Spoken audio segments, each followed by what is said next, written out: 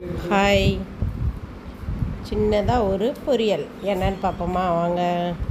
இது வியாழக்கிழமை நைட்டே நான் கட் பண்ணி வச்சிட்டேன். ஏன்னா வெள்ளிக்கிழமை காலையில் வெள்ளனை குழந்தைங்களுக்கு ஸ்கூலுக்கு செஞ்சு கொடுத்துடணும்ல, அதனால் கொஞ்சம் ஈஸியாக இருக்கும்.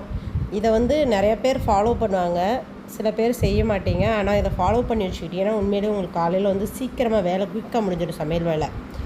அதாவது நாளைக்கு என்ன குழம்பு வைக்க போகிறோம், என்ன பொரியல் பண்ண போகிறோம்னு நம்ம மைண்ட் செட் பண்ணிவிட்டு அதுக்கான தேவைகளை நம்ம நைட்டே ரெடி பண்ணி வச்சிட்டோம் அப்படின்னா காலையில் எழுந்திரிச்சோன்னா நமக்கு நீங்கள் வேலைக்கு போகிறவங்களா இருந்தாலும் சரி, வீட்டில் இருக்கவங்களா இருந்தாலும் சரி, ஈஸியாக வேலை முடிஞ்சிடும், குயிக்காக முடிஞ்சிடும் வேலை. அது மாதிரி தான் நான் நைட்டே கொத்தவரங்காயை கட் பண்ணி ஃப்ரிட்ஜில் வச்சுட்டு காலையில் எழுந்திரிச்சு அதை ஒரு அலசிட்டு, இது கொத்தவரங்காய் உருளைக்கிழங்கு வாயுன்னு சொல்லி கேள்விப்பட்டிருக்கீங்களா இல்லையான்னு எனக்கு தெரியாது. ஆனால் உண்மையிலே அது வாய்வு. அதோட 2 மடங்கு கொத்தவரங்காய் நமக்கு வாய்வு.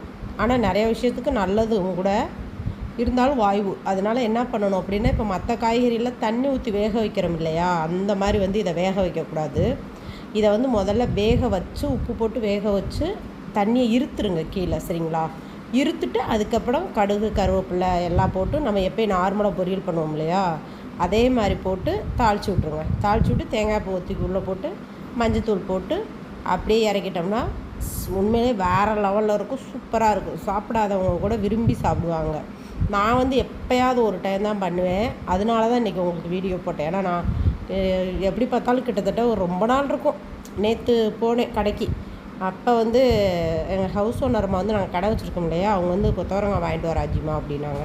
அதனால் சரி ஓகே வாங்கிட்டு வரலாம் அப்படின்ட்டு ஒரு 1/2 கிலோ வாங்கிட்டு வந்தேன். அவங்க 1/4 கிலோ, நாங்கள் 1/4 கிலோ வச்சுக்கிட்டோம் போதும் அப்படின்னு. அதனால தான் இன்றைக்கி செஞ்சுருக்கேன். அதுக்கு தான் உங்களுக்கு சரி ஒரு வீடியோவாக போடலாமே அப்படின்ட்டு இந்த வீடியோ எடுத்தேன். யாருக்கெல்லாம் இந்த மாதிரி செஞ்சு சாப்பிட பிடிக்கும், யாரெல்லாம் செஞ்சு சாப்பிட்ருக்கீங்க, சாப்பிடாதவங்க இதே மாதிரி செஞ்சு சாப்பிட்டு பாருங்கள். உண்மையிலே செம்மையாக இருக்கும், வேறு லெவலில் இருக்கும். நான் சொன்ன மெத்தட்லேயே செஞ்சு சாப்பிட்டு பாருங்கள்.